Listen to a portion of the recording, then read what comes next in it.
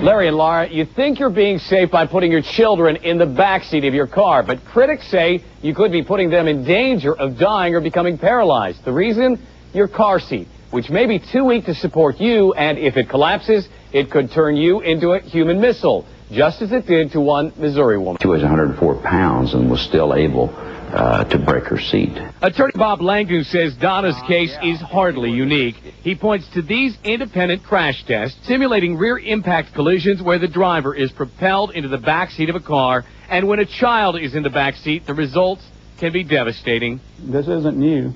It's been known for decades and decades. Dr. Joseph Lawson Burton is a 22-year veteran medical examiner from Atlanta, Georgia. Over those years, he studied what really happens inside cars during deadly crashes, and he says something's wrong when children are maimed and killed in rear impact crashes.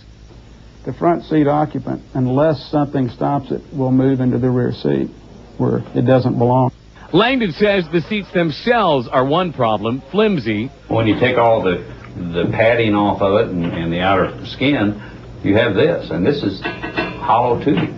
Another problem, he says, the government's safety standards, which require seat backs to support 20 times their weight. This is a lawn chair. And Langdon says this seat would pass the government requirements, a lawn chair which supports 40 times its weight when placed under a stress test. That would be twice the government standard. As you can see, it's starting to yield now. It's starting to go back. And a seat made completely of cardboard, which he says would also pass. Many of these vehicles, will fail at 25, 30 miles an hour, and a lot of it depends on the weight of the occupant. Langdon contends car companies have known about seat back problems for years, pointing to this 21-year-old internal memo where Ford Motor Company's own test showed some recliner seat backs formed a funnel where front seat occupants fly together toward the center of the rear of the car.